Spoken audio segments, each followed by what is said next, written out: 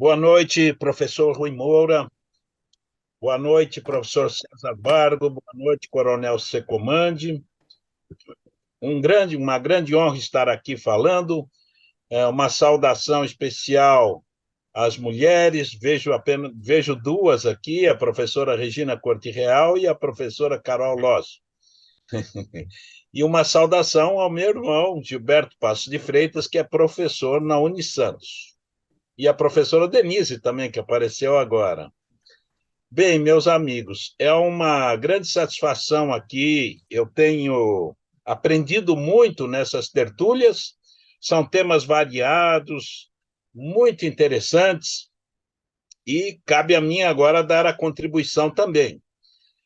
O tema desafios ambientais é um tema difícil, porque os desafios são tantos que eu ficaria aqui até a meia-noite falando, e por isso tive que escolher três, que são os do momento, os que mais chamam a atenção, sem prejuízo de, nas perguntas, perguntarem sobre o que quiserem.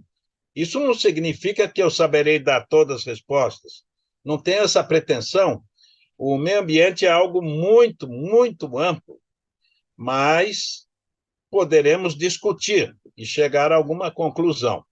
Domenico Vandelli, Agostinho Vandelli, um naturalista italiano que trabalhou muito em Portugal, é pouco conhecido no Brasil, mas ele teve uma influência direta lá no princípio sobre a orientação da proteção dos nossos recursos. Não que Vandelli usasse a palavra meio ambiente, aliás, ninguém usava. Isso é algo recentíssimo. Mas ele, que foi diretor do Jardim Botânico da universidade, foi professor, nada mais, nada menos, do nosso tão caro José Bonifácio de Andrade e Silva, nascido em Santos. E José Bonifácio foi um extremo cultor da proteção dos recursos naturais e tinha frases tão adiantadas para o tempo que surpreende. Essa que eu coloquei aqui é um verdadeiro ciclo da proteção dos recursos naturais, quando ele diz que não há navegação sem rios, não há rios sem fontes, não há fontes sem chuvas, não há chuva sem umidade e não há umidade sem florestas. Uma síntese maravilhosa. Era preciso ser um gênio mesmo para conseguir sintetizar tudo dessa forma.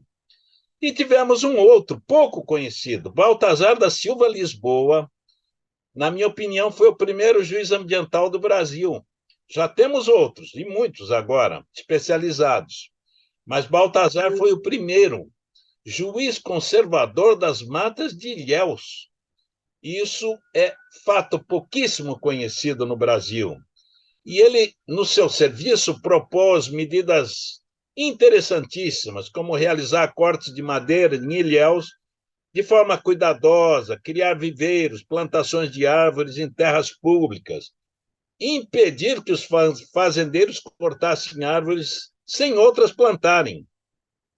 Mas, óbvio, ele não teve o apoio necessário.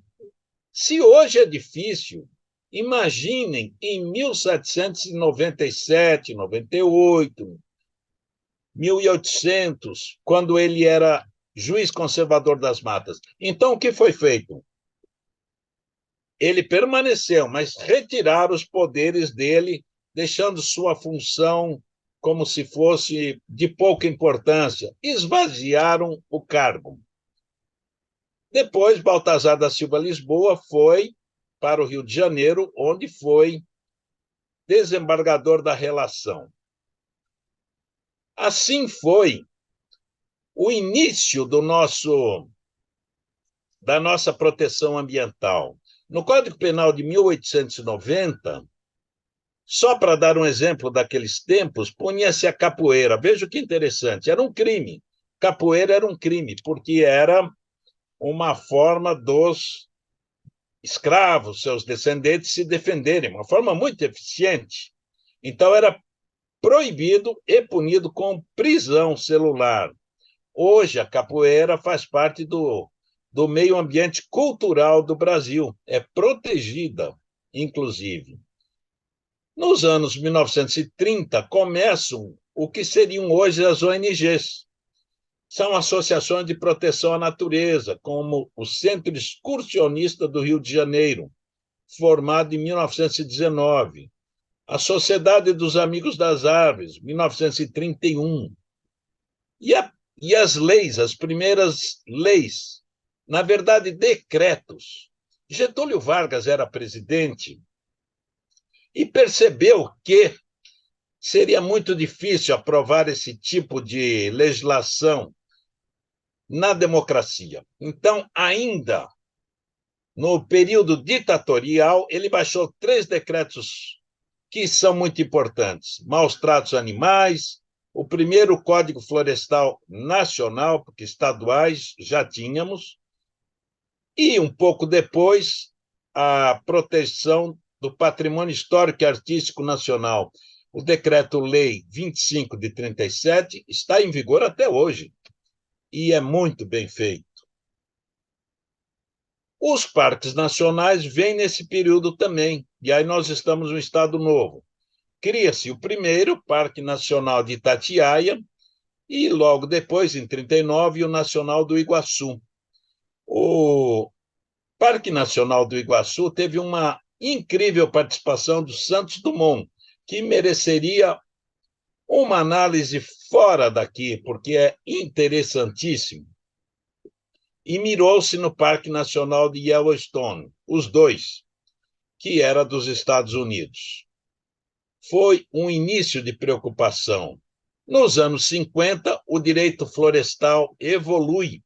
Surge a maior obra até hoje de direito florestal, Diosni Duarte Pereira, que depois foi ministro do Supremo Tribunal Federal. Surge a primeira Polícia Florestal, em 57, em São Paulo. Hoje nós temos 24 polícias ambientais vinculadas à Polícia Militar. E, nos anos 60, a legislação.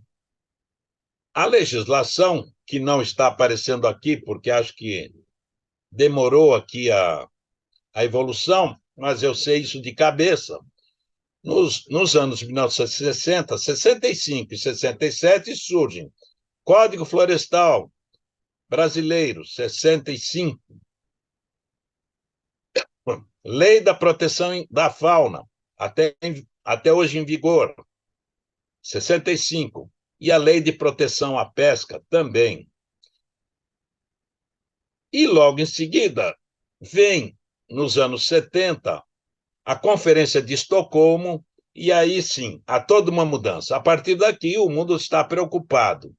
A Conferência de Estocolmo gerou uma série de medidas no Brasil e no mundo, teve repercussão. E aqui eu não vou dizer todas, senão demoraria muito. Mas a Ação Popular de 73, em Itanhaém, proposta pelo então vereador Ernesto Zuardi, foi a primeira sentença ambiental do Brasil e teve repercussão até nos Estados Unidos, foi noticiada no mundo inteiro. Imagine, 73, o juiz de direito da época julga uma ação procedente e proíbe que um prédio situado na Praia do Sonho pudesse operar. Ele que não tinha nenhuma autorização para trato do esgoto do prédio, lançando tudo na Praia do Sonho. Nos anos 70, tivemos também o primeiro decreto-lei, contra a poluição de indústrias. Por quê? Porque o Brasil tinha estado em Estocolmo e se comprometido a criar uma Secretaria do Meio Ambiente e uma legislação adequada. Então, vem aqui o primeiro grande passo. Essa é a sentença do juiz Jacobina Rabelo, de 74. Jacobina Rabelo deu uma sentença simples, curta, objetiva, como era comum naquele tempo. Agora as sentenças são enormes, porque surgiu o copia e cola, então todo mundo repete, repete, repete, repete, e o óbvio fica longe e a compreensão mais difícil. Nos anos 80, surge uma lei fantástica, que é a Lei 6938 de 81, até hoje em vigor. Tudo que tem de bom está nessa lei. E Paulo Afonso Leme Machado, que é o primeiro ambientalista brasileiro da área do direito, deu a sua colaboração. Responsabilidade objetiva pelo dano ambiental. Não é preciso provar culpa. Educação ambiental. Sistema Nacional do Meio Ambiente. Legitimidade para o Ministério Público propor ação. O único país do mundo. E assim houve uma grande evolução. Constituição de 88, por óbvio, um enorme passo, artigo 225, vários parágrafos, vários incisos e outros artigos também. Desculpem que eu estou quase afônico, mas vou dando o recado. E, como consequência da Constituição, surgem várias leis. Em 98, a Lei dos Crimes Ambientais, Lei 9.605. O Brasil, até hoje, é o único país da América Latina que tem uma lei de crimes ambientais. E essa lei já prestou grandes serviços. E essa lei pune pessoas jurídicas, que foi uma audácia no Brasil, alvo de polêmicas incríveis. Depois, nos anos 90, várias medidas, várias leis importantes, o judiciário começa a se movimentar e chega a Rio 92 dando um grande impulso e atrelando o desenvolvimento ao desenvolvimento, à proteção do meio ambiente, ou seja, o desenvolvimento sustentável e mencionando a erradicação da pobreza. E aí chega os anos 2000. Bom, aí sim, agora temos problemas mesmo. Quando eu comecei a me interessar por meio ambiente, nos anos 70, quando eu era promotor de justiça, meio ambiente não era nada, era caça, floresta, nada mais do que isso. Agora, anos 2000, imagine, erosão do solo, degradação do solo, qualidade da água, espécies ameaçadas, eliminação de resíduos. Quantas coisas vieram para complicar a nossa vida? O aumento da população, o consumismo desenfreado. Muito bem, agora então temos uma nova realidade. E nessa nova realidade, vou falar de três coisas que me parecem muito importantes no atual momento. Uma delas é a Amazônia. Eu considero uma ousadia falar de Amazonas, porque eu não sou amazonense, amazônida. Quem conhece a Amazônia mesmo é quem vive lá, ou os militares que lá trabalham, que lá participam e lá ficam por anos. Mas eu me atrevo a falar que conheço todos os estados e venho estudando o tema. E tenho amigos em todos eles, então eu pergunto as coisas. De forma que falarei um pouco da Amazônia. A Amazônia é uma floresta tropical maior, a Amazônia brasileira, maior do que todo o território do México e da América Central juntos. Imaginem a extensão. Mas a Amazônia não é igual. A formação não é a mesma. A formação é diversas. O Acre foi povoado por nordestinos. Rondônia teve muitos migrantes do sul. A densidade populacional é diversa. O Pará, é, o Pará e Roraima é pouquíssima gente. O PIB é diferente, o PIB do Pará é diferente, muito diferente do Amapá, e a própria diversidade é diferente. Nós temos áreas de cerrado na Amazônia, nós temos, em Roraima, áreas completamente que não são realmente da selva amazônica. Então, a análise da Amazônia tem que passar por essa circunstância. Bem, analisar a Amazônia é difícil. A extensão é a primeira dificuldade. Fiscalizar a Amazônia é dificílimo face ao tamanho, mesmo hoje, valendo-se de satélites. O efetivo dos órgãos federais ambientais e estaduais é pequeno, e os estaduais estão próximos da influência política. É claro que isso é grave, isso interfere. Há problemas com os nossos vizinhos. A Bolívia não criminaliza o que vem do Brasil. Então, se o Brasil pede colaboração porque alguém cometeu um crime ambiental e vai para a Bolívia, a legislação boliviana diz: não, nós não temos nada a ver com o que vem do exterior, nós temos que ver com o que é daqui. Muitos ardis também, há aqueles que se escondem, praticam desmatamento embaixo, mas deixam a copa das árvores para livrar-se dos satélites. Nesse meio todo, eu vou falar aqui de um fator muito interessante. Muitas vezes, as pessoas da região não dão apoio. Mas por que não dão apoio? Porque o crime, o desmatamento, movimenta a economia. Muita gente lucra com isso. Então, muitas vezes, não dão apoio. O Estado é visto como mero repressor e que não daria vantagens. Isso é outra dificuldade. Essas dificuldades não são só na Amazônia. Vejam bem, olhem o norte do litoral do Paraná, que cena curiosa. Uma placa do norte do litoral norte, em Guaraqueçaba, próximo de Cananéia, no estado de São Paulo, diz que não é permitida a entrada do IBAMA, sem autorização da Associação de Moradores. Chegamos a isso, então. Essa placa, ao que me consta, já foi retirada de lá. Bom, na Amazônia, nós temos terras públicas e privadas. Nas terras privadas, temos reserva legal. Essa reserva legal, prevista no Código Florestal de 2012, varia de tamanho. Normalmente é de 80% da área. Então, o proprietário só pode explorar 20%. Claro que os proprietários não gostam muito disso, né?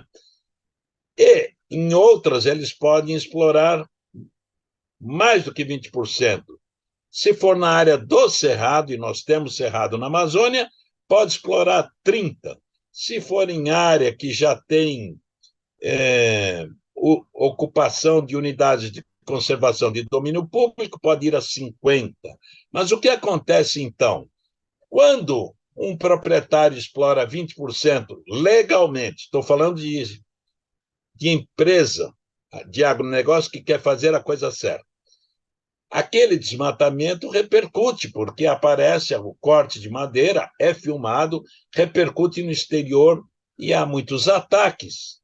E muitas vezes está sendo feito de forma legal. Isso é uma realidade. Outras não.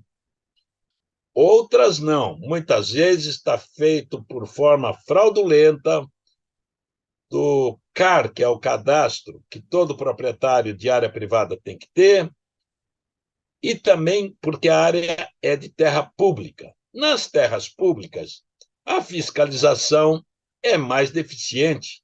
Quem conseguirá fiscalizar 145 unidades de conservação federal e 195 estadual? As invasões são frequentes, estão em locais distantes, não tem fiscalização própria, Tem toda a série de problemas que possa imaginar. Então, a fiscalização para o desmatamento, é deficiente. E, para corrigir isso, nós vamos ter um ponto avançado que eu vou falar na sequência. Mas antes vou falar de outras formas de exploração ilegal. E a segunda, mais importante, é o garimpo. O garimpo, a mineração, tem toda uma legislação, tem permissão do Ministério, tem. Mas, na Amazônia, ele é praticado em regiões remotas, muitas vezes em terras indígenas, causando danos ambientais gravíssimos, com desmatamento de áreas florestais que não se recuperam, contaminação de rios, morte de espécimes da vida aquática, riscos à saúde das pessoas. Um bom exemplo disso é o Rio Madeira, em Porto Velho, Rondônia. Olhem só a quantidade de balsas explorando. Isso aconteceu em 2022, quando foram explodidas 121 balsas. Essas balsas recolhem o ouro de forma ilegal. Nesse caso, eles se dispuseram a enfrentar o poder público. Ia ser algo inédito. Mas depois se intimidaram, porque o Exército veio para participar, além da Polícia Federal, da Polícia dos Estados, dos órgãos ambientais, IBAMA, estaduais. Mas veja o poder, é muito dinheiro. Isso aconteceu em Rondônia. Em Roraima, reportagem da BBC revelou que o ouro se tornou o segundo produto mais exportado pelo Estado, muito embora nele não se registrasse nenhuma mina operando legalmente. Olhem que loucura! Não tem um licenciamento legal.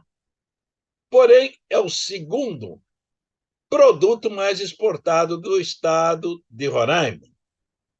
O garimpo ilegal atrai milhares de trabalhadores. Todos se lembram, no início deste ano, uma tentativa de impedir, feita pelo governo federal, tinham cerca de 21, 22 mil trabalhadores ilegais. Vejam que problema, que dificuldade. O problema vai a longe, vai também em como e onde colocar essa gente que trabalha ilegalmente a serviço de organizações criminosas, por óbvio. Esse garimpo ilegal, que muitas vezes é prestigiado pela própria comunidade, ele vai embora quando se esgota a exploração. E, a partir daí, o local fica uma pobreza, com problemas de drogas, prostituição, violência. Quando acaba, é um desastre não só ambiental, mas social também.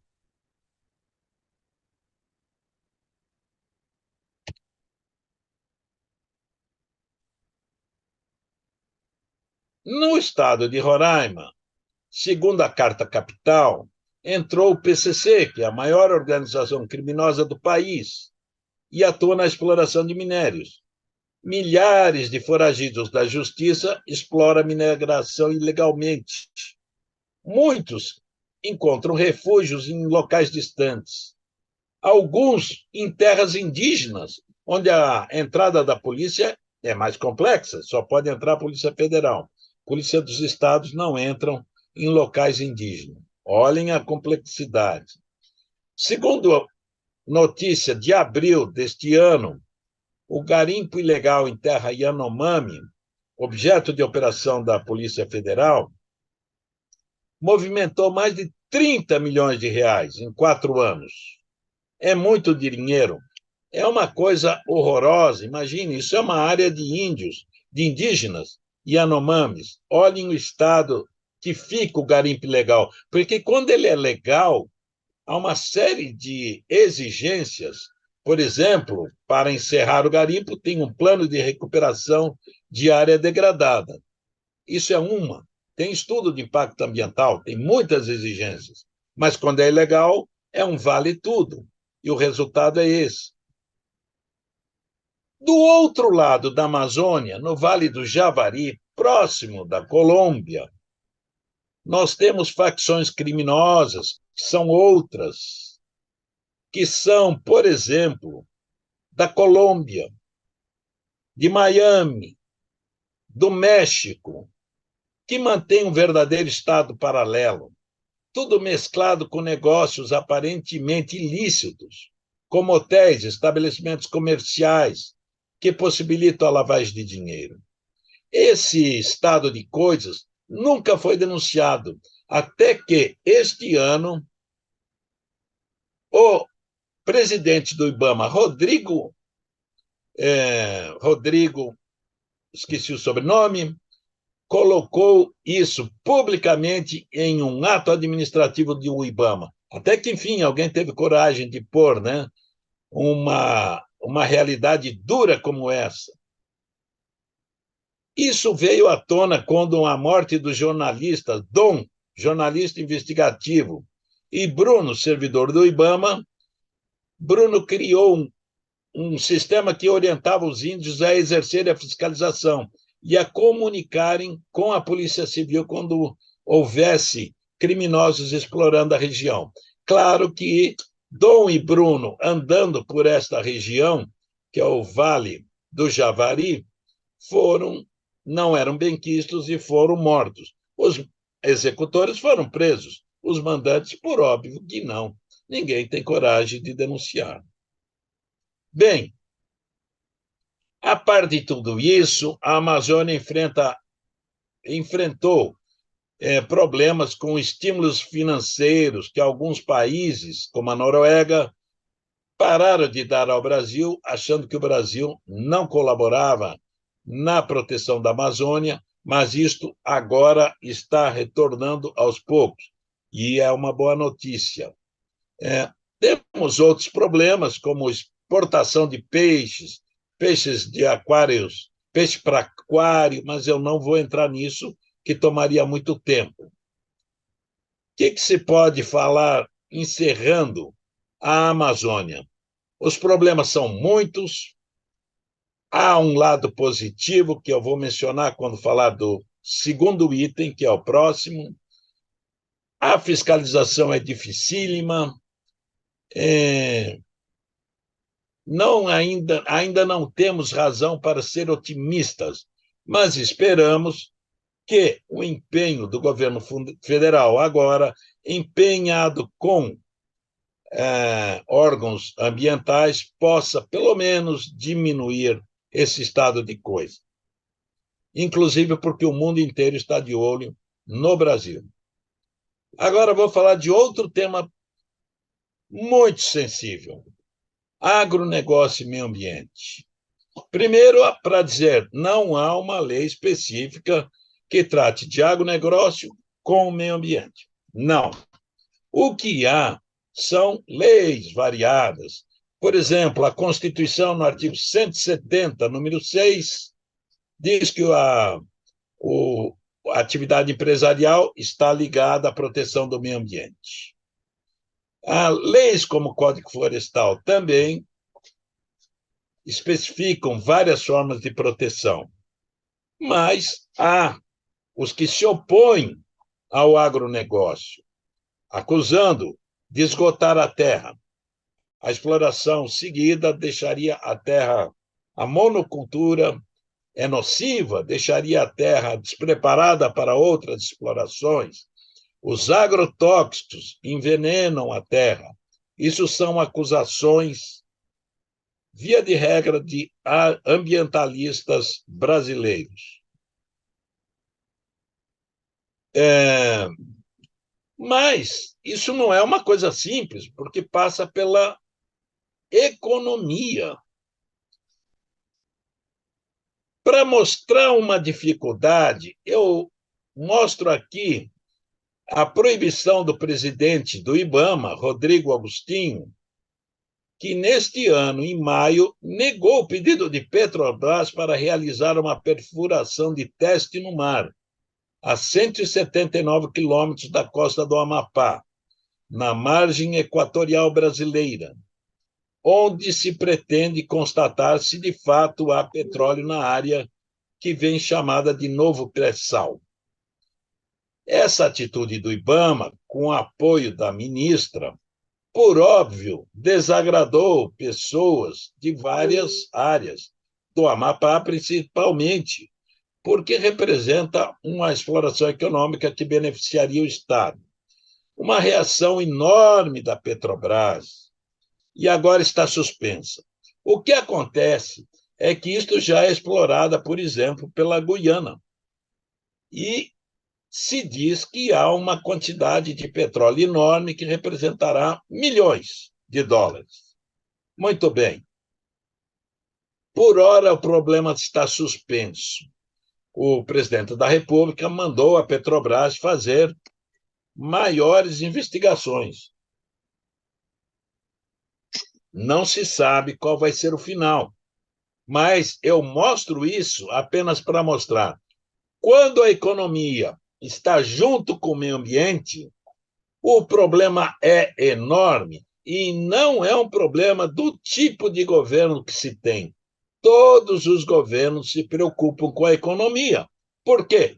Porque a entrada de dinheiro é essencial para que possam haver políticas públicas de proteção à saúde, educação, etc. Muito bem.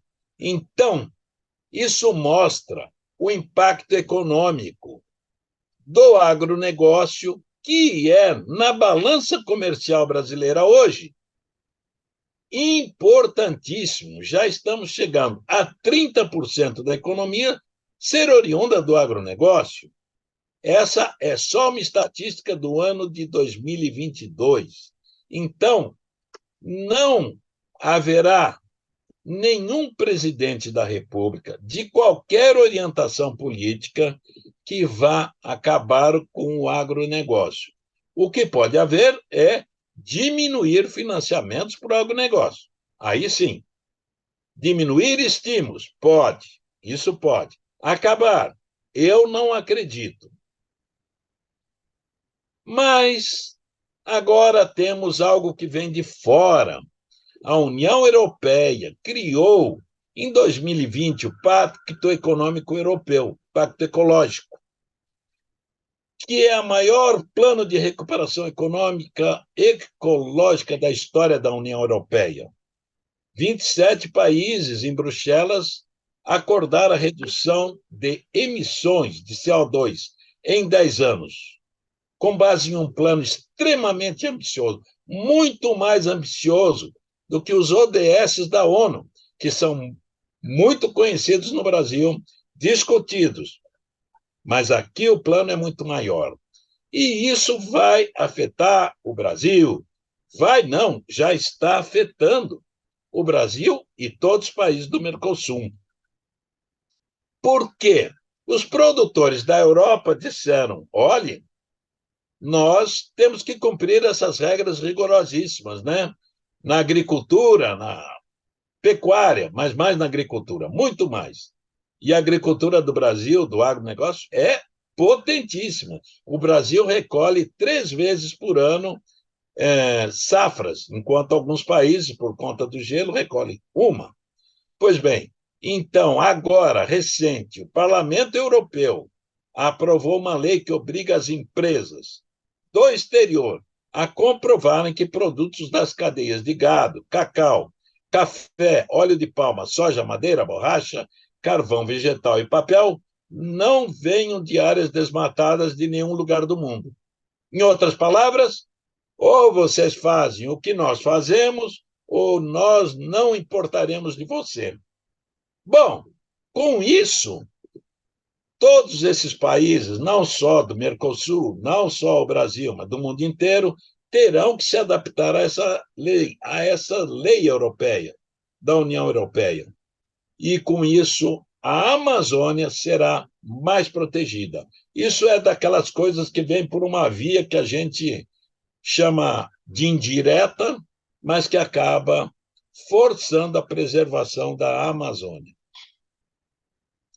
E aí vem outras formas, já, porque a economia é muito rápida, então surgem o cédula de produto rural verde, em que o produto a ser negociado será a floresta e o carbono sequestrado. Em outras palavras, alguém não desmata, não planta e vende esse título, essa cédula, para alguém que se excedeu no desmatamento. São formas de encontrar solução do ponto de vista econômico. E aí vem selo verde, que é o certificado de reconhecimento por órgãos privados de controle que permite a venda do produto em mercados mais exigentes. O selo verde vai depender de uma certificação. E nós, brasileiros, atravessamos uma fase horrorosa, que é de não confiar. Não confiar em nada, não confiar em ninguém. Logo que se fala em alguma coisa como esta, já vem uma piada, uma graça, dizendo que aí vai haver corrupção, etc. Bom, há razões para isso, né? A corrupção tem aumentado de ano para ano muito, e isso pode ser visto nas estatísticas do ranking da Internacional, esqueci o segundo nome, que sai ano a ano um ranking do Brasil, e o Brasil cada ano vem ficando pior.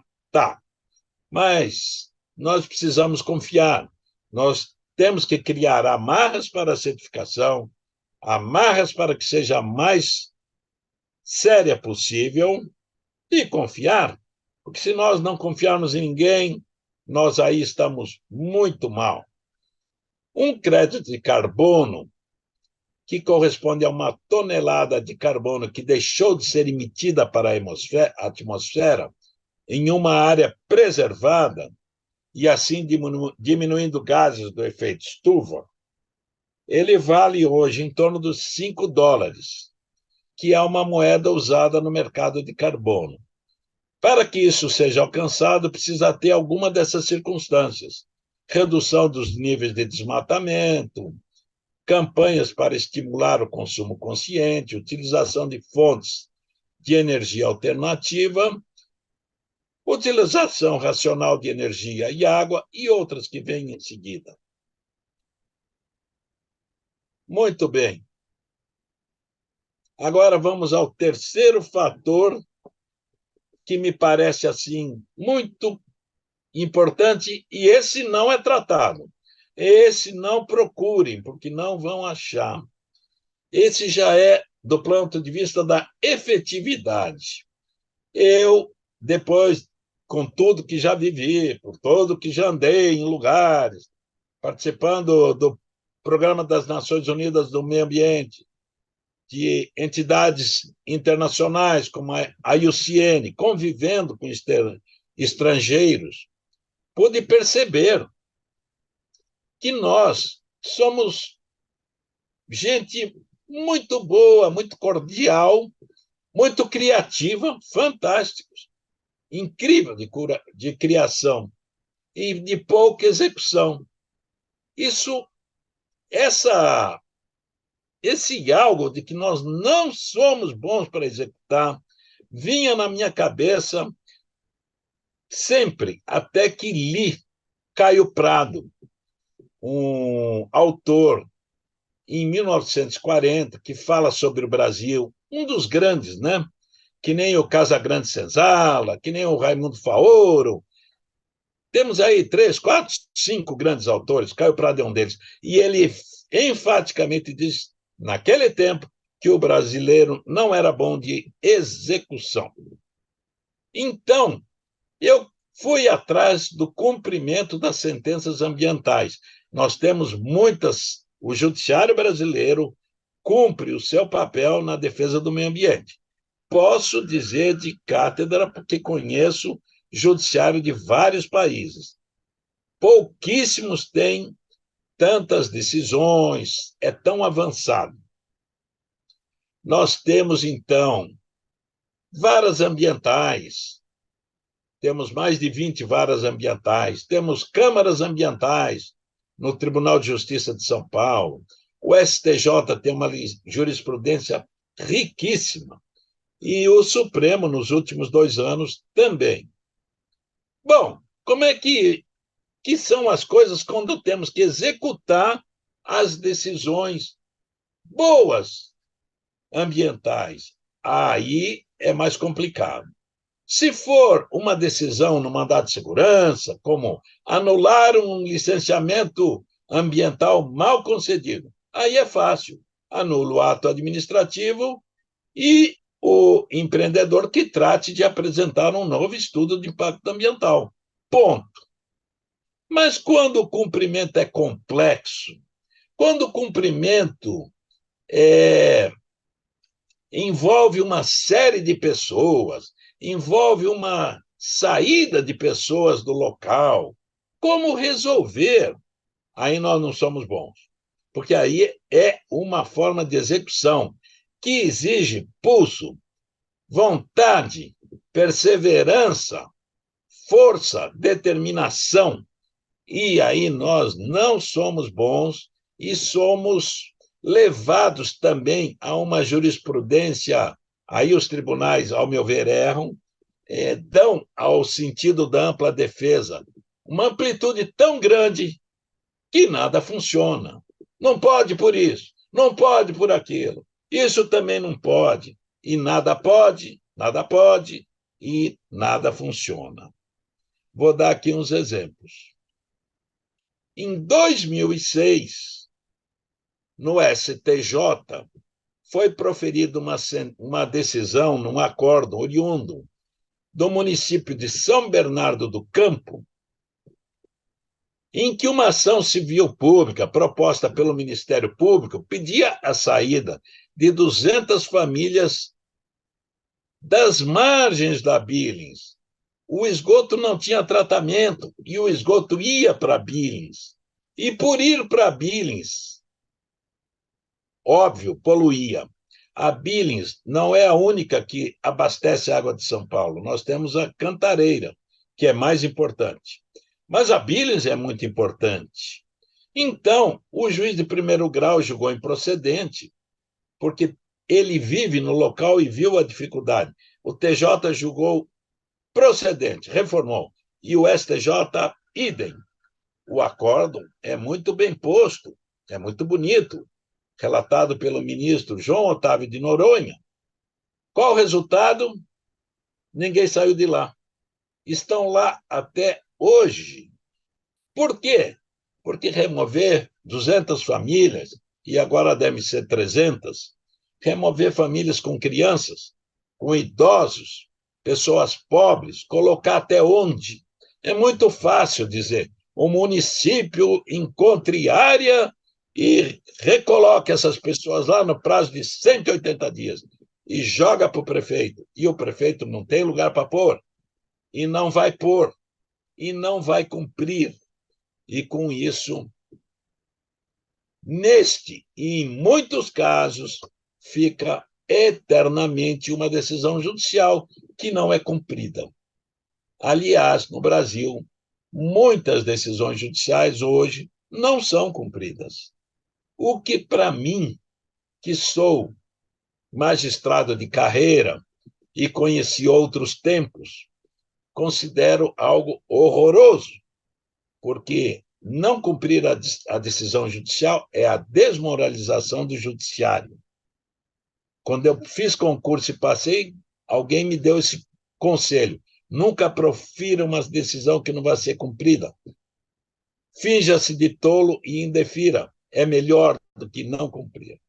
Bom, então isso não funciona. Esse é um exemplo. Outros menos importantes.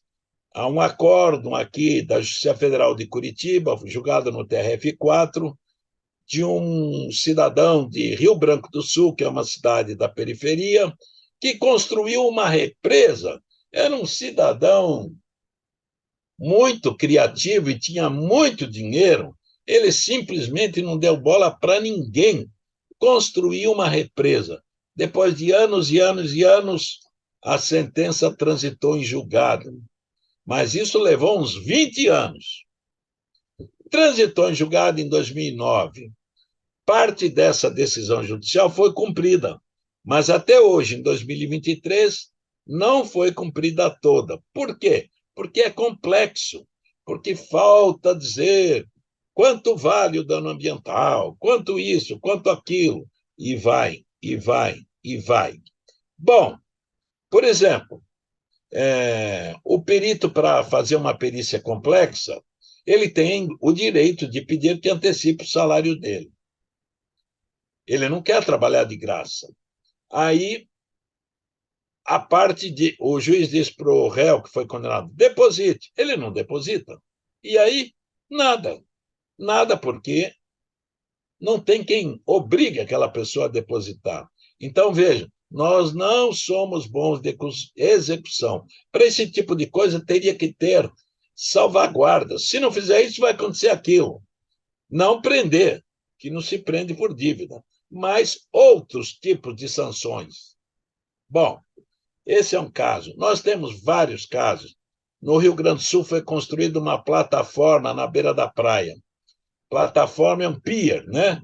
E as pessoas pescavam lá. O TRF4 mandou destruir. Ninguém destruiu, porque quem é que vai destruir uma plataforma? Custa uma fortuna. Então, ninguém mais pesca e também ninguém usa o meio ambiente, não levou nada. E mais, às vezes a destruição é pior do que manter, porque vai deixar destroços lá. Todos nós sabemos que as construções em nossas cidades têm uma forma de ser encaminhado os resíduos, o lixo. Imagine destruir um pier, horrível, não dá. Isso que hoje se chama os processos estruturais, porque envolvem, às vezes, centenas, às vezes milhares de pessoas, são o grande desafio. Por exemplo, há muitas sentenças do TRF4 mandando destruir hotéis. E quem clicar o Google vai ver uma porção. Mas ponham lá, execução de sentença, demolição de hotel, e nada aparece. Pode ter, com certeza tem um ou outro, mas na prática depois não se destrói. Por isso, no Brasil, as execuções das sentenças, isso pelo CNJ, pelos arquivos do CNJ, que são públicos, demoram mais tempo do que as ações. Para cumprir a sentença, demora mais do que para ganhar a ação. Então, imaginem só, porque nós não somos bons de dar soluções. Bom, pessoal, teria muitos outros desafios. Mineração seria só um deles. Mas eu vou parar por aqui porque eu estou no meu tempo. E eu, então, encerro agradecendo ao professor César Bargo e a todos que me convidaram, ao coronel Secomandi, ao professor Rui Moura e a todos que compareceram. Agradeço pela atenção e estou à disposição para perguntas. Obrigado.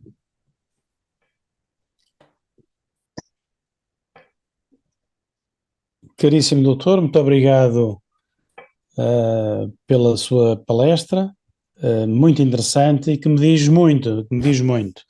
Eu não sou professor, não, chamou-me de professor, mas Vladimir, eu não sou professor. Sou general na Reforma e neste momento sou gestor. Mas na minha vida de general estive na Guarda Nacional Republicana, que é no fundo uma polícia militar aqui em Portugal, que tem a responsabilidade também do combate ao crime ambiental e contra a natureza. E faz exatamente 10 anos, 2013, que numa reunião da Interpol,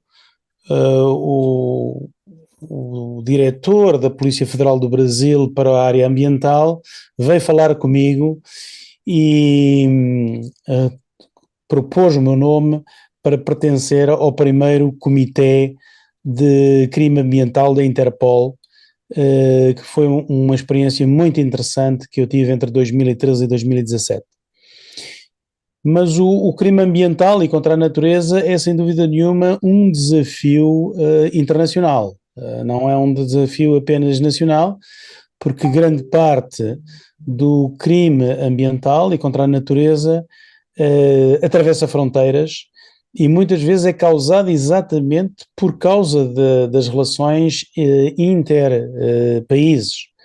Dou o exemplo que muito crime contra a natureza é efetuado na América do Sul e designadamente no Brasil, seja com a colheita de madeiras nobres, seja com a morte de animais selvagens que são depois exportados para os locais, entre aspas, de consumo, seja eles a China, seja a Europa, seja os Estados Unidos. É sem dúvida um desafio enorme e partilho completamente da sua dificuldade e até frustração, porque se um juiz, e como disse muito bem, quando faz uma sentença e sabe que ela terá dificuldade em ser executada, também um elemento das forças de segurança, da polícia, tem um grande problema quando desempenha durante muitos anos ou durante meses uma investigação através com grande dificuldade para arranjar prova para levar a tribunal um determinado crime e esbate muitas vezes com dificuldades, quer do processo ser levado a tribunal, quer mesmo da questão do crime ser que é mais de um país e, portanto, a dificuldade que há em julgar determinados tipos de crimes quando eles atravessam as fronteiras. Muito obrigado, foi muito importante a sua prestação e temos aqui sim várias questões. Eu tenho aqui sim uma questão do professor Amoedo, que disse e que avançou com uma pergunta por escrito, mas eu ainda o vejo, eu não sei se ele quer colocar a questão diretamente, se quer que eu faça a leitura da sua questão. Professor. Está a me ouvir? Está a me ouvir? Perfeitamente, professor Sebastião. Está cá em Portugal, já sei. Eu sei, estou dentro do avião já. Mas vamos lá. A minha por isso que eu estava nervoso, porque tenho que desligar. Mas uma pergunta rápida. Excelente apresentação e a minha dúvida é somente uma. Como um cidadão comum, uma cidadã, pode lutar nesse país pelo meio ambiente? Somente essa pergunta. Obrigado, professor. Mais uma vez. Obrigado, professor. No Brasil, nós não temos. O cidadão pode entrar até com uma ação popular sozinho, se ninguém quiser defendê-lo. Mas o principal ator é o Ministério Público. O Ministério Público é especializado e tem pessoas que só fazem isso, são bem preparados e têm todas as condições. Às vezes supõe-se que há um promotor que não gosta do meio ambiente, então a saída seria por uma ONG. Não é uma coisa fácil, mas o cidadão pode unir-se a ONG e, a partir daí, ele tomar as providências. É uma luta difícil, mas, assim, tudo é difícil, né? Eu acho que deve lutar.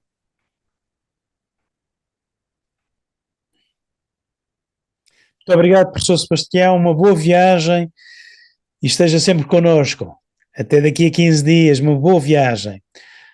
Temos também aqui sim já inscrita a Carol com uma pergunta. Carol, muito boa noite. Boa noite a todos e a todas. Bom, falar que o Vladimir falou muito bem é chover no molhado. Então, parabéns, achei ótima a tua apresentação. Tenho duas colocações. Vou pegar minha cola que eu fui escrevendo enquanto você falava. Como lidar com os agentes do sistema de justiça que agem em prol de grandes empresas ligadas principalmente ao agro, que a gente sabe que é o POP, em defesa apenas de uma financiarização, causando, inclusive, problemas sociais, como você muito bem trouxe.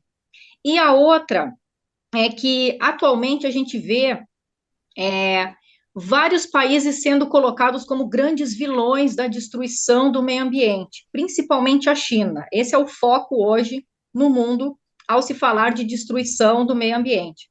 Mas aí eu lhe pergunto, mais opinião pessoal mesmo, Como é que o senhor vê isso em se tratando que os Estados Unidos, por exemplo, há anos nunca se preocuparam em se responsabilizar ou de assumir atos de fato junto aos grandes órgãos internacionais e assinatura de protocolos, por exemplo. Era isso, obrigada mais uma vez. Eu que agradeço. Obrigado, professora.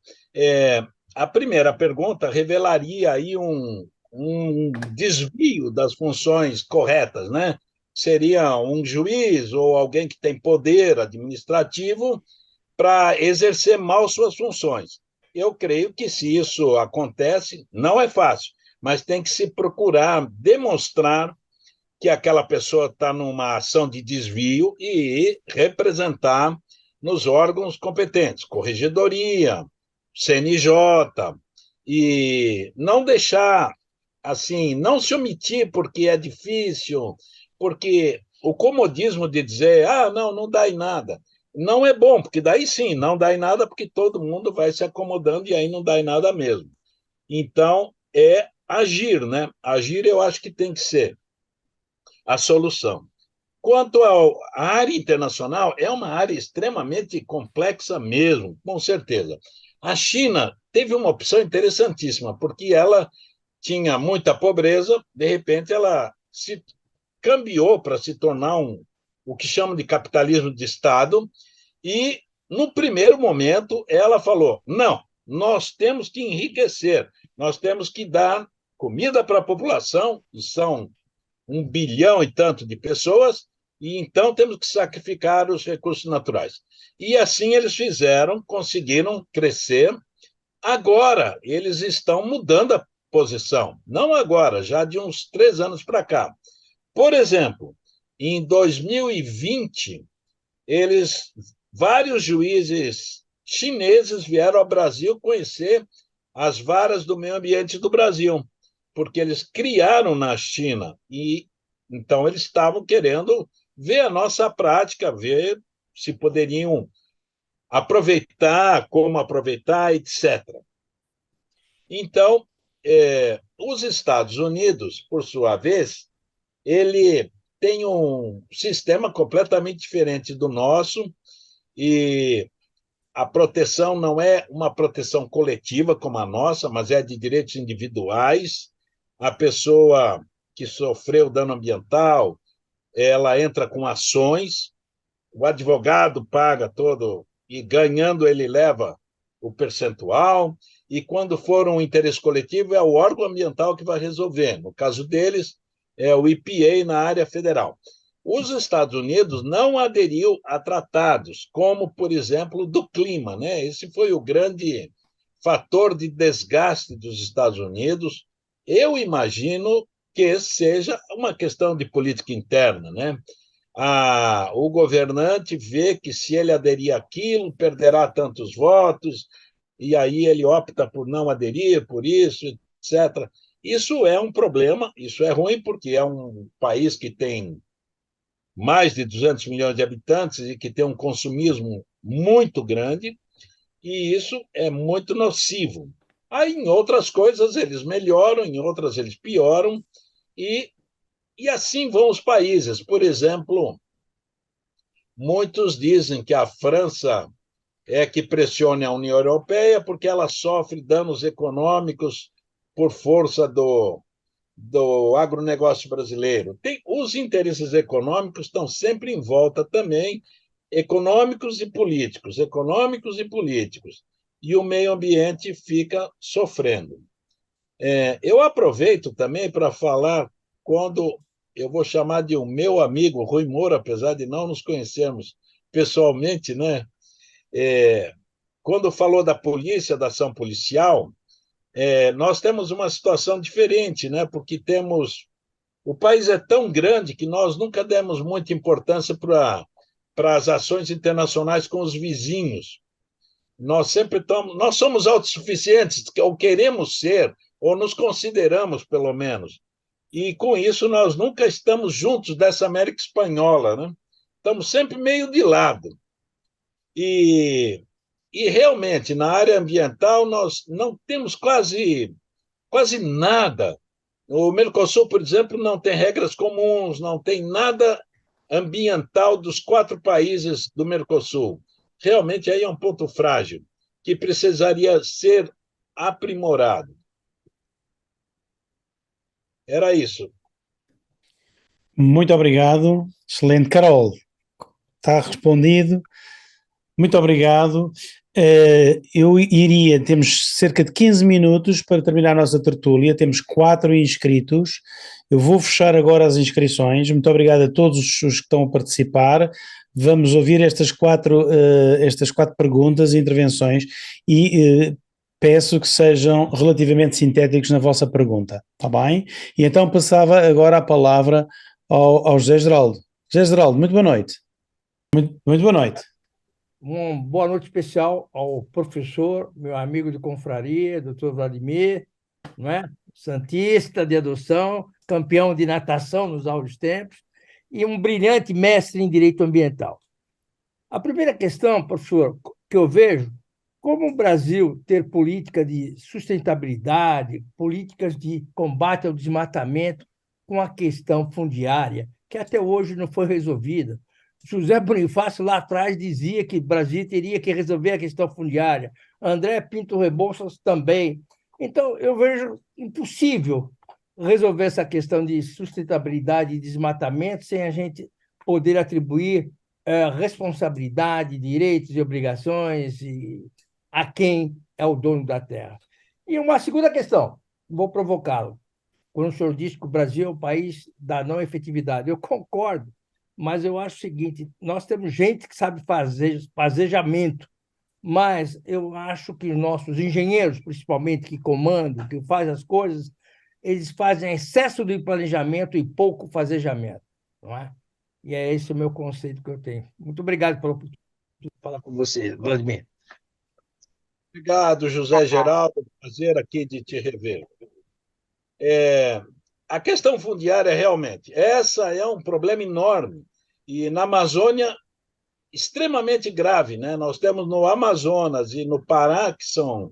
O Pará, por exemplo, é o estado de PIB mais alto do Amazonas, problemas gravíssimos de terra, que acabam títulos superpostos, né?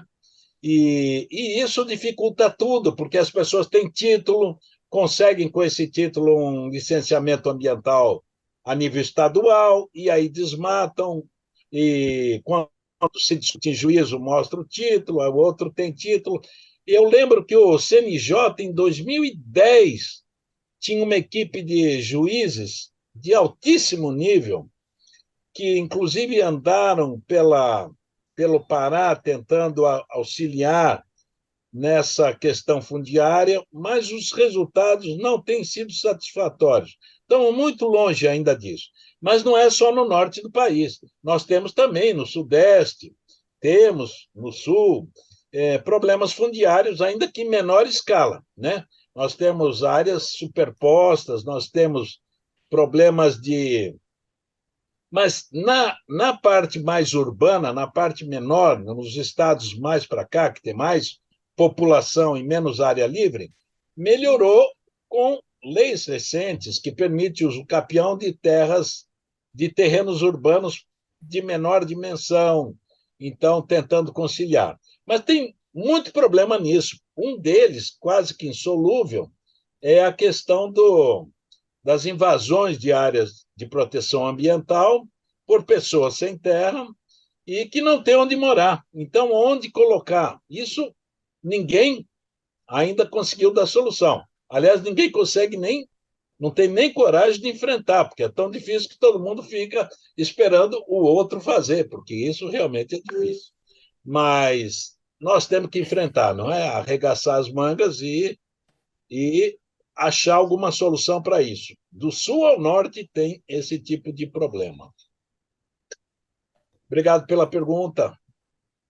Muito obrigado pela pergunta, muito obrigado pela resposta. Passava agora a palavra ao General Stoffel. Muito boa noite.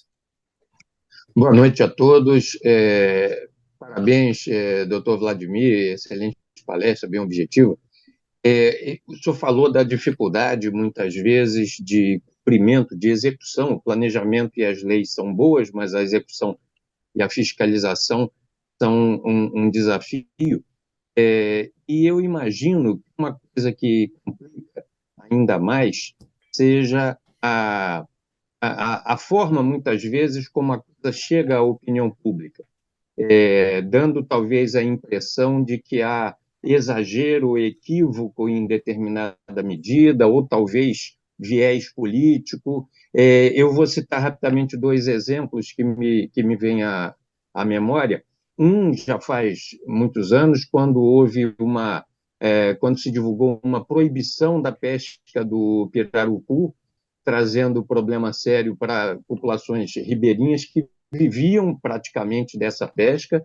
E outro mais recente, a coisa de uns 10 anos, demorou muito tempo para que se finalmente conseguisse aprovar entre São Paulo e Paraná, tem a Serra do Cafezal, que é uma rodovia, um trecho de rodovia muito perigoso, morria todo ano caminhoneiro ali e não se conseguia fazer a duplicação para dar mais segurança por questões ambientais. E isso traz uma impressão de que talvez a vida humana seja menos valiosa do que o meio ambiente. Eu acho que é um complicador ainda maior para que a população apoie. Como é que o senhor vê isso?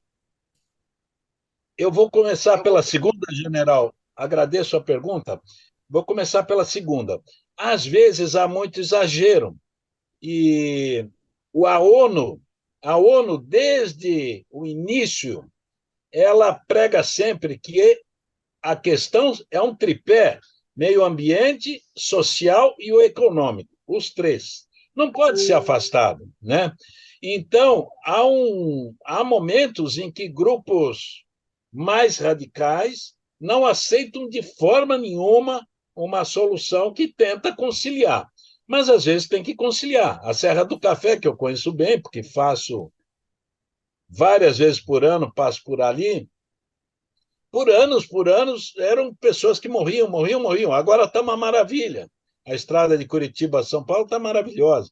E então, a dificuldade são esses radicalismos. A dificuldade também é quando entra a política, porque daí a paixão tira toda a razão, né? Quando entra a paixão, acabou a razão. Daí não tem mais uma discussão serena. Como resolver isso? Eu creio que, como um juiz tentando um acordo, que agora os juízes fazem vários acordos. Em Santos, a juíza da Fazenda Pública, ela faz vários acordos. O meu irmão faz parte da comissão que tenta conciliar uma execução de sentença que envolve centenas de pessoas, seria um caso estrutural. Então, como comportar-se o juiz nessa situação, a juíza? Como comportar-se o administrador do IBAMA, ou do órgão ambiental estadual? Tentando excluir a paixão, a irracionalidade, a impaciência, e tentando explicar de uma forma clara, convincente, repetindo. Não é uma tarefa fácil, eu diria que é das mais difíceis, né? Mas tem que ser feita. Tem que ser feita. A outra da pesca do pirarucu é interessantíssima.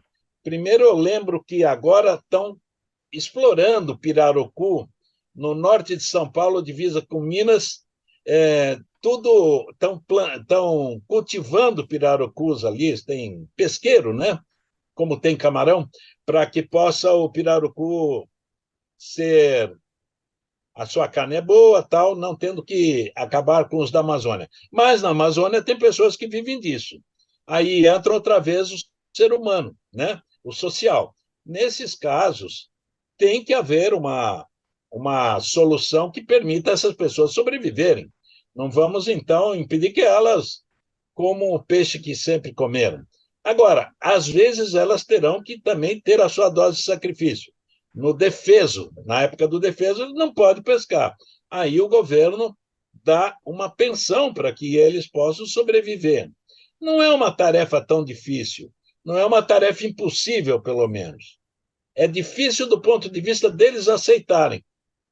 Pescadores de camarão aqui dessa zona de Guaraqueçaba, que odeiam o IBAMA, eles dizem: meu bisavô pescava, meu avô, meu pai, e eu não posso pescar? Vem vocês lá de Brasília dizer que eu não posso pescar? Não. Então é difícil. Mas tem que dar um meio de subsistência deles para esses meios e tentar educar, educar, educar.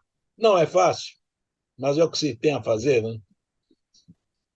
Obrigado, Muito gente. obrigado, muito obrigado, General Stoffel, pela pergunta, muito obrigado, Vladimir, pela resposta.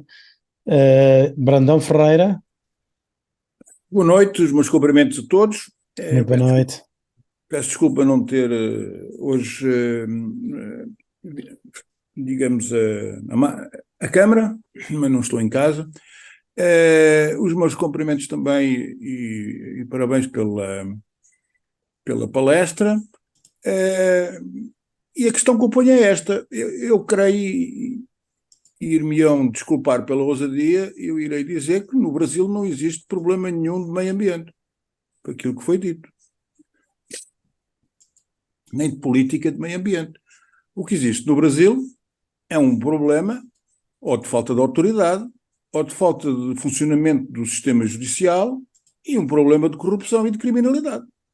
E, pelos vistos, reportando-me tudo aquilo que foi dito, estas são as principais questões e problemas que se levantam para que nada daquilo que se deve ser feito em termos de ambiente possa ser feito. E como nós, para resolvermos problemas, temos que começar pelos mais importantes, porque há coisas que estão em sequência, não podemos atacar sequer também todos os problemas ao mesmo tempo, e eu creio que era por aqui que se devia começar. E eu tive consciência disto tudo. Eu estive no Brasil, no Rio de Janeiro, durante 16 dias seguidos.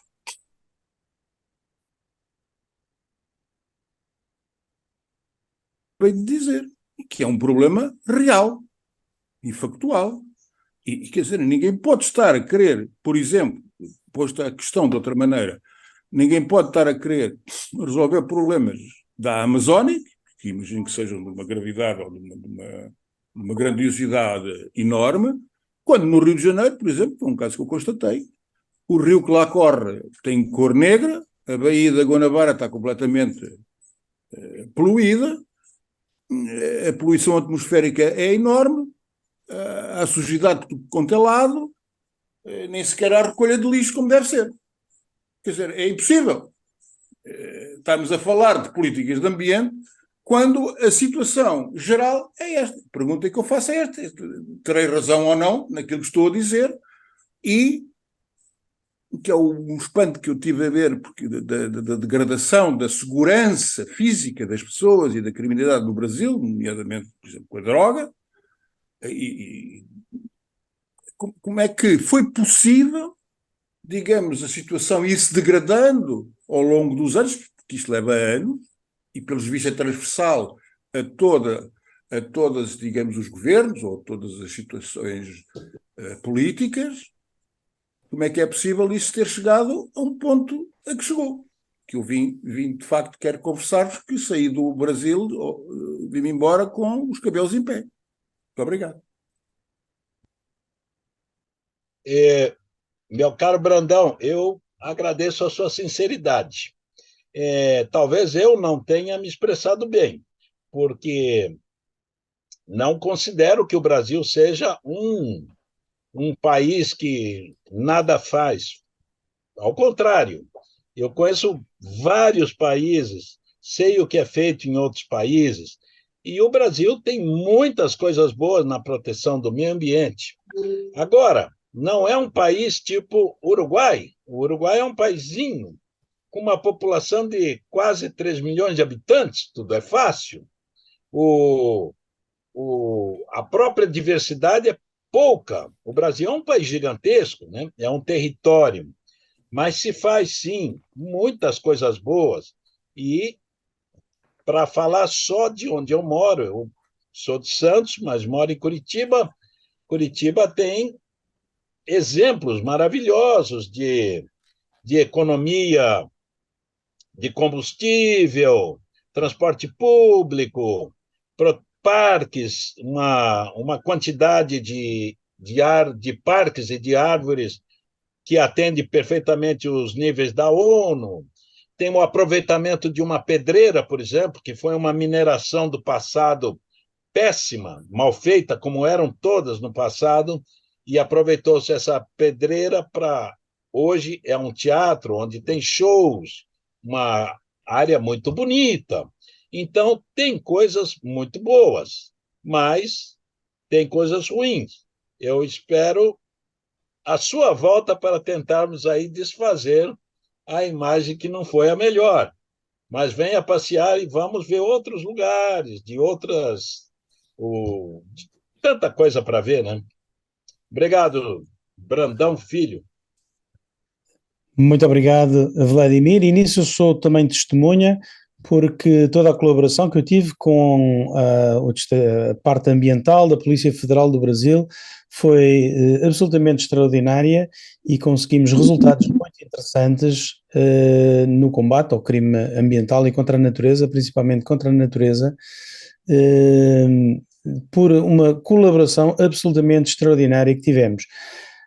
Um país com a dimensão do Brasil, obviamente, tem pontos positivos, pontos negativos, tem avanços em determinadas áreas, mas há uma disparidade enorme, garantidamente, entre os exemplos positivos e os exemplos negativos. Passava então a palavra ao Flávio Augusto para a última questão. Boa noite a todos. Professor Vladimir, doutor, parabéns pela palestra. Eu sou coronel da Polícia Militar de Minas. Nunca atuei na área ambiental, mas quando se o assunto envolve segurança pública, que é o interesse de todos, se mistura um coquetel único e os problemas afloram de maneira que ressoa no Poder Judiciário, no Ministério Público. Mas eu queria uma opinião do senhor, professor. Hoje já aposentado, mas a gente vive ainda os problemas de segurança. Como separar os interesses globais e os nacionais num mundo globalizado em que a política sempre reina nas suas decisões locais, aliado muitas das vezes da hipocrisia da retórica e da falta de condições de cumprir fielmente a legislação vigente? Isso sem contar a retórica mundial da internacionalização da Amazônia, que algumas pessoas, né, autoridades externas, propalam os quatro cantos que o Brasil não tem condições de cuidar da Amazônia. Eu queria uma opinião do senhor, porque a gente acaba ficando frustrado. A gente pode muito, mas não pode tudo. E o Brasil é um país continental com muitos problemas, mas tem também muitos acertos. Herdamos problemas sérios do passado, mas questões aí políticas e outras não conseguimos resolver, e pelo jeito a nossa geração não vai resolver, mas podemos deixar alguma contribuição positiva para a próxima geração. Muito obrigado, um abraço a todos. E parabéns pela palestra, professor. Obrigado. Obrigado, Coronel Flávio Augusto. Minas Gerais tem coisas muito interessantes, que é o seu estado. Por exemplo, Minas Gerais ajuda, através da cidade de Extrema, criou um plano de pagamento por serviços ambientais há muitos anos e ajuda a alimentar a bacia hidrográfica que dá água à capital de São Paulo. E num grande acordo entre órgãos ambientais de Minas, de São Paulo e da municipalidade, de particulares que pagam a pessoas para preservar suas pontes. Hoje nós temos uma lei, mas isso já é feito há uns 12 anos. Então, isso é um exemplo, uma coisa boa. E outro exemplo que Minas dá ao Brasil é da preservação do seu patrimônio histórico, que é fantástico. O patrimônio é rico e Minas tem uma farta ação através da ação do Ministério Público, da Polícia e do Judiciário também. É o Estado que preserva, um exemplo mesmo. Bom, do ponto de vista internacional, como fazer para que do exterior não tenha uma imagem errada do Brasil? muito difícil, porque um incêndio pegando, um desmatamento com correntão, que é aquele que 2 grandes caminhões ou tratores vão levando com uma corrente e desmatando, imagine-se que é uma área permitida, um licenciamento legal na Amazônia, porque está dentro dos 20% que é permitido. Mas isso passa no exterior, a imagem é horrorosa. Como que nós podemos fazer? Eu creio que é mostrando ao exterior que as nossas boas ações, isso não é simples, é como aqui mesmo, pode haver boas ações de um órgão, imagine-se a Polícia Militar do Rio Grande do Norte, pronto, como é que ela convence as pessoas que fez um serviço bom? Precisa estar na mídia, mas a mídia quer publicar isso ou não quer? A notícia boa não tem valor, as pessoas gostam da notícia ruim. Isso é um princípio que em curso de jornalismo ensina na primeira aula. É muito difícil, mas assim, nós temos que fazer o dever de casa, temos que agir, temos que ter coisas boas na Amazônia, mostrar que estamos fazendo, porque cada vez mais as pressões virão através de grandes acordos internacionais, aos quais o Brasil terá que aderir. Uma vez aderindo, isso é considerado, no Brasil, de nível constitucional, porque o meio ambiente é considerado um direito fundamental, e o Supremo entende que grandes tratados, acordos de meio ambiente têm nível constitucional, portanto, teremos que cumprir. Internamente, terá que ser cumprido. Então, eu creio que essa pressão virá, e virá cada vez mais. E o Brasil tem que fazer a sua parte, cada vez mais. E assim é o caminho. É muito difícil, às vezes é frustrante. Para quem trabalha corretamente, ver-se não reconhecido, eu imagino, é muito frustrante. Mas faz parte, né? A nossa vida é assim mesmo.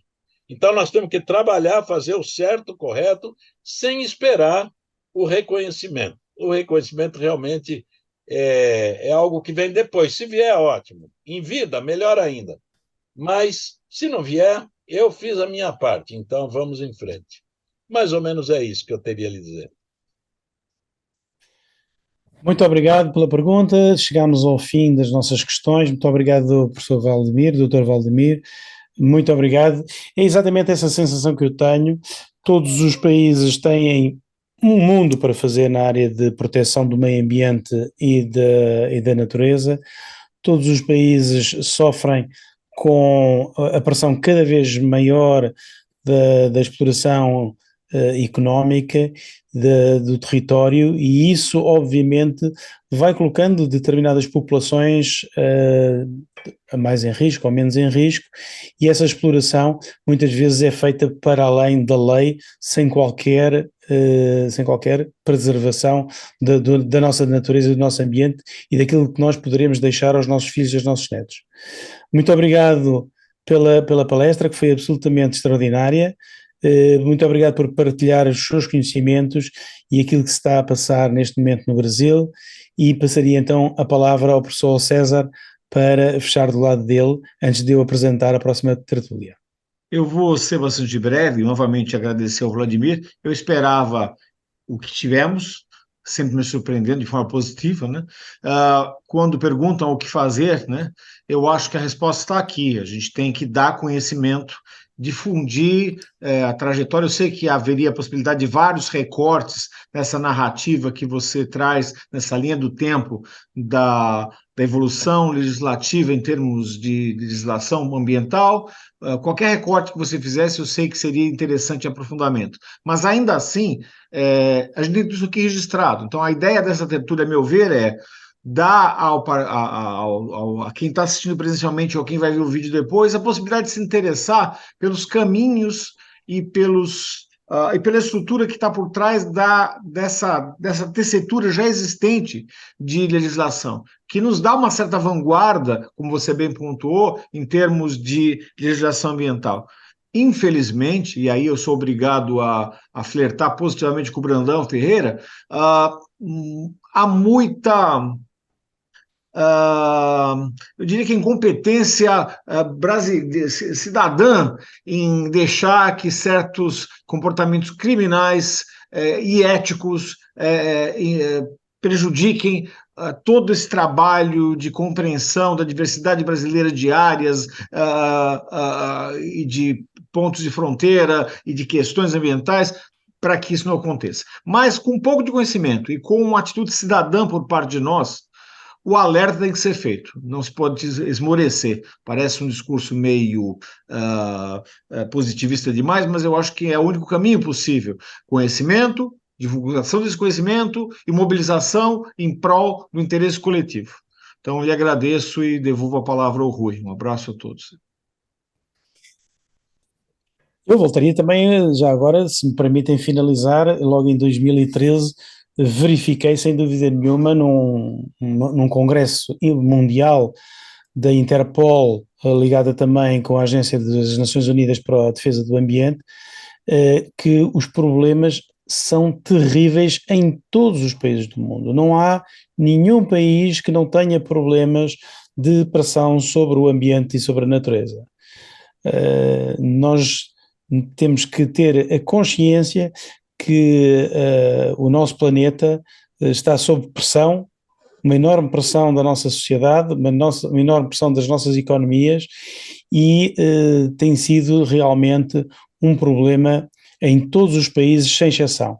Cada um ao seu nível, cada um à sua dimensão, e eu voltava aqui a dizer e a pôr um bocado de nota da importância da cooperação internacional, quer a cooperação judicial, quer a cooperação policial, para combater determinado nível de crimes ambientais e contra a natureza, porque por muito que a União Europeia vá reduzir as suas emissões, se elas não forem reduzidas nos Estados Unidos, na China e noutros países, não vai haver, digamos assim, uma grande evolução. Temos de ter a consciência que isto vai ter que unir, mas é todos os países e todos os povos do mundo. Muito obrigado, Vladimir, mais uma vez, muito obrigado pela sua participação, foi excelente, gostámos imenso, muito obrigado por ter feito este esforço, de ter chegado ao aeroporto vindo do Uruguai e ainda ter obtido a possibilidade de se juntar a nós aqui assim nesta palestra. Muito obrigado. Para a próxima tertúlia, vamos ter o Brandão Ferreira mais uma vez, e muito bem, sempre com a sua verve muito objetiva, muito dura, muito verdadeira, muito por vezes, ferindo às vezes a ele próprio, a outros, dando e dizendo as suas verdades. Dentro de 15 dias vamos abordar aqui assim um exemplo trazido pelo Brandão Ferreira que nos une a todos e que nos uniu, dá-me ideia, mais do que nunca num período curto da história de Portugal e do Brasil, que é a história do Reino Unido, de Portugal, do Brasil e dos Algarves. Juntem-se a nós na próxima tertúlia. Muito obrigado pela vossa presença e até à próxima. Eu acho só que o Secomandi, eu só perguntar se o Secomandi quer fazer alguma fala, Secomandi. Eu esqueci, eu ia fazer antes. Não, eu só queria agradecer ao Dr. Vladimir, né? Eu tenho acompanhado, ele está passando essa mensagem para os nossos países vizinhos, né? Há pouco ele veio da Argentina passou para o Uruguai e chegou aqui às 5 horas da tarde. A gente percebe que ele está um pouco cansado, né? Mas atendeu ao nosso pedido. Muito obrigado, obrigado mesmo, né? Seus familiares daqui da região estão presentes aí. Sim, estamos vendo. Bom, gente, bom domingo a todos, boa semana. Fiquem bem. Muito obrigado. Uma boa noite.